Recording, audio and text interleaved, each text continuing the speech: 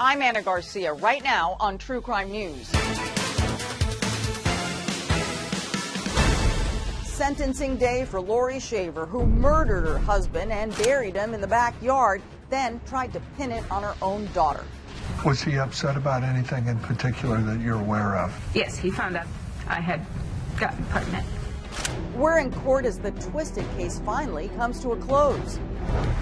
Then a jilted wife, her multimillionaire husband, and his much younger mistress, who's been flaunting their affair. I'm a woman.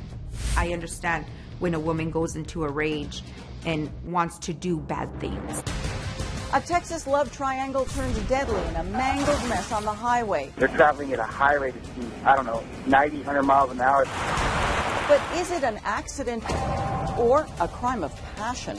A shocking case of Lone Star justice. And these could be the cruelest pickpockets in America, working the parking lot of this big box store. And these thieves have a very specific M.O. Your daily source for true crime news starts right now.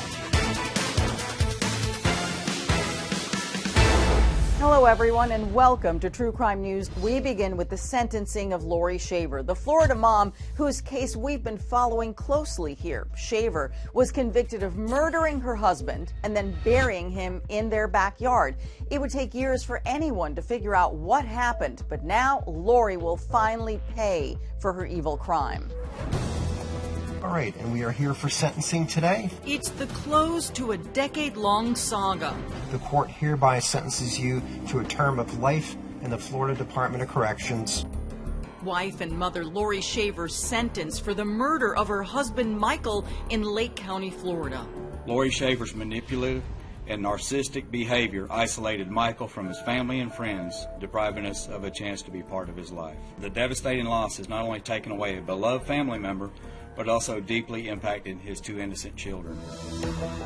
Michael's brother making an emotional victim impact statement to the court. Just days earlier, Laurie sent a 12-page handwritten letter to the judge, once again denying she took Michael's life, claiming, "I did not pull the trigger." In court, the prosecutor slammed Laurie and called for the maximum sentence possible. Ms. Shaver is quite possibly the most manipulative defendant I have ever had charged with murder. Now Michael's family is hoping this will finally bring them some solace 10 years after his death. We talked often, and his last words ever to me, which I will always cherish, was, "I love you, sis." I never heard from him again. Michael's older sister, Stacy Turner, shared her memories only with True Crime News after the trial, saying she was living in New York and kept in touch with Michael by phone until the year it all turned so strange. I would get messages that just didn't sound like Michael.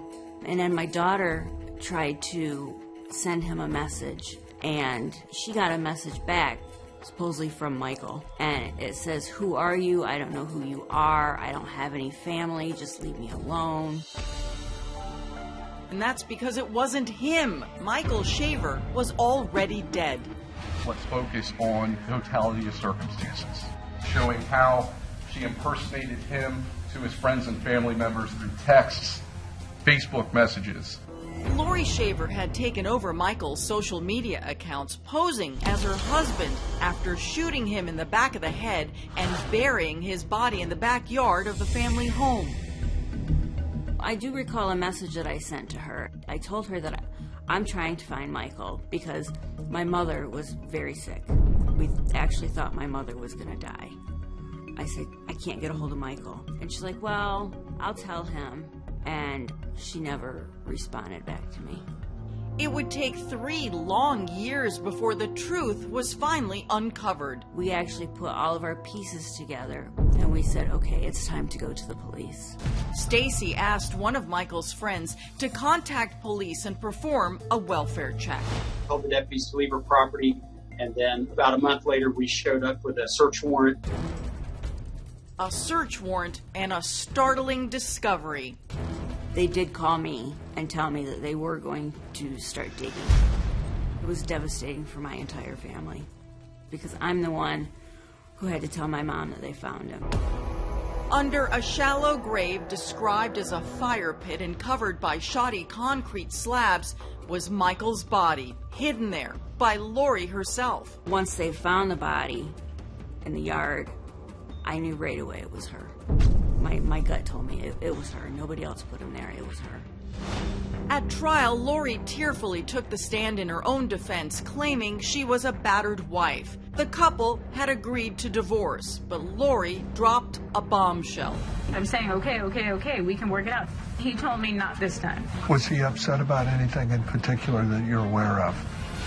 Yes, he found out I had gotten pregnant. Then, defense attorneys told jurors it was her then 7-year-old daughter who pulled the trigger to protect her mom from being attacked by Michael. The now 15-year-old Laurie Shaver, whose face was not shown, tried to take the fall for her mother. I shot him.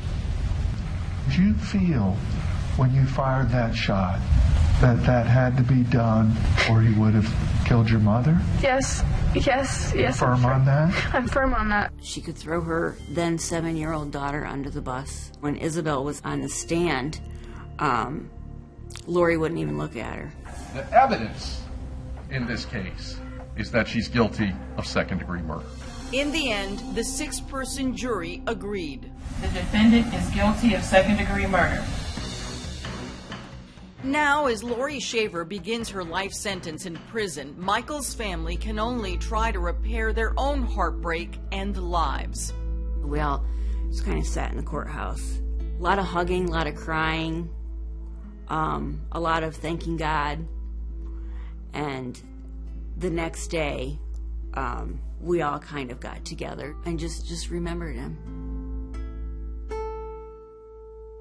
Now, a man, a wife, and a mistress. It is the oldest story in the book, but this one has extra unbelievable chapters that just keep coming. One of the 3 in this deadly love triangle won't make it out alive. Bear County 911, what is your location? In this very spot, just off the edge of Loop 1604 in San Antonio, Texas, 3 lives collided. Francis Hall, Bonnie Contreras, and the man they both loved, Bill Hall Jr., owner of a San Antonio, Texas, $15 million trucking company. Dad was the type of person that loved us so much, he wanted to give us everything. He was a very generous, very happy man. He loved motorcycles, he loved cars. He also loved young women. When I locked eyes with him, it's kind of like we were trying to read each other's thoughts, you know? Bill met the much younger Bonnie Contreras either at a county fair or a strip club, depends on who you ask.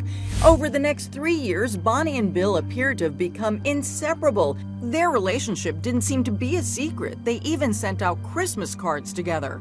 The married man and grandparent lavishing his mistress with 5-star getaways and expensive gifts. She gets her boobs done. Multiple luxury cars, watches, purses. Bill fell victim to her trap, to say the least. But like so many affairs, this one cooled off. At least for Bill it did, or so he said. His closest friends will tell you he couldn't get out. He was stuck. She had taken all these little tidbits of evidence, all these compromising photos. She had weaseled her way into different facets of his life and was basically blackmailing him. Soon, things spun out of control after the mistress calls the wife and tells all. And then in the hours that follow, there come videos of the mistress and Bill having sex. I mean, very graphic footage. She had told my mother she was going to show up at my mother's office and beat her up. 53-year-old Frances had never met her 28-year-old nemesis. But on Loop 1604 in San Antonio, their lives would collide in a way they'd never forget. Frances is leaving her niece's volleyball game. She comes to a stoplight. She sees Bill go by on his big custom Harley. A few seconds later, she sees her Range Rover, her $130,000 brand new car, drive by with this woman she has never laid eyes on in her life.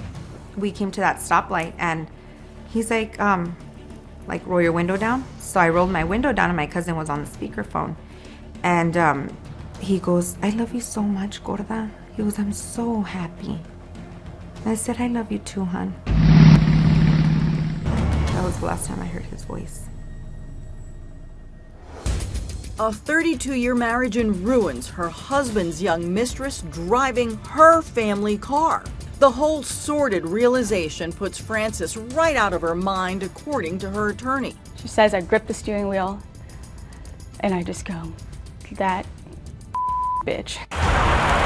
Frances hits the gas in her black Cadillac Escalade and makes a U-turn, a decision that will destroy many lives. Bear County 911, what is your location? I got a black Escalade and a black Range Rover driving on passing people on the wrong side of the road on 1604, going towards Highway 90. They're traveling at a high rate of speed. I don't know, 90, 100 miles an hour, acting like idiots. I feel somebody hit me from behind.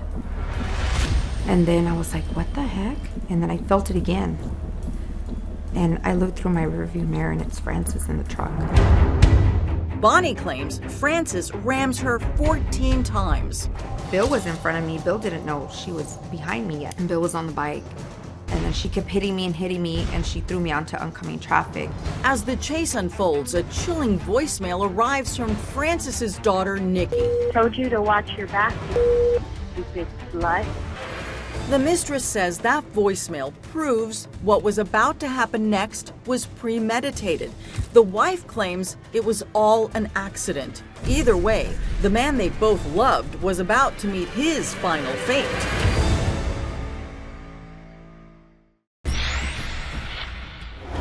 Now more on the murder case driven by lust, greed, and vengeance. A trucking tycoon falls for a much younger woman.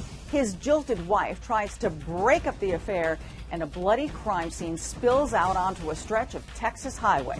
I just saw Escalade sideswipe motorcycle, and the man needs medical attention immediately. I remember yelling at the top of my lungs, and I yelled, Frances just hit Bill. Frances's jealous and rage-filled high-speed chase suddenly turned deadly. While targeting Bonnie the mistress, Frances slams into her own husband. Bonnie escapes in the Escalade. When she returns to the crash site, Bill is clinging to life. I don't want to picture it. I wish I could have just held him so tight with my arms and told him how much I love him, how much I needed him. Frances is there too, and police quickly notice her damaged Cadillac. A patrol officer comes by and tells the sergeant, hey, I'm talking to someone over here, which was Bonnie, who says that the wife ran him off the road. At the time Frances hears this, she gets up and leaves her dying husband's side and starts to walk away. Moments later, Frances Hall, a 50-year-old mother with no criminal history, is in handcuffs and processed at the police station while Bill dies in the hospital. I've been with him since I was 16.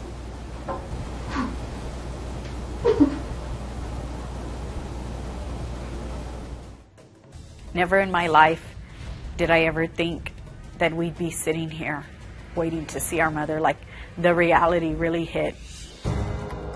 The dramatic trial that followed captured national attention. I would have never hurt my husband. Please don't take me from my kids. Despite tearful testimony, the jury found Frances guilty on one count of murder and another of aggravated assault. While she was looking at life behind bars, the jury finds her crimes have been an act of what Texas lawmakers call sudden passion. Then that changes the range of punishment to 2 to 20. And when you're in law school, what they teach you is the classic example of sudden passion is you walk in and find your spouse having sex with another person. It was just raw grief, and she begged the jury to show mercy and said that she would never have killed her husband because she loved him too much. The sentence, a bombshell, dropping her prison time down to just 2 years in a cement cell. Not a day or a minute goes by that I don't think about I will love him till the day I die. I will never forget him. Frances claimed it wasn't her husband she was after. It was his young mistress who'd been taunting her. I'm guilty of turning around and following her. That I'm guilty of. And I have a 2-year sentence, but he'll never come back. She felt betrayed. She felt embarrassed. Do I understand all of those things? Absolutely, I do. I'm a woman. I understand when a woman goes into a rage. Her turning that vehicle around, that was her decision. And with that, I have to live with. But I know in my heart of heart that I didn't hit him. I know, and if I did, it was an accident. And there was even more trouble for Frances Hall. She was later indicted again, this time in a multi-million-dollar fraud scheme related to the family's trucking business. She says her late husband was cooking the books and she knew nothing about it. She was able to get a 10-year probation, avoiding more prison time. In our True Crime Index, we will take you through stories making news right now, including a terrifying encounter in a popular fast food restaurant, and a felony stop that spirals into chaos. Those stories and more next.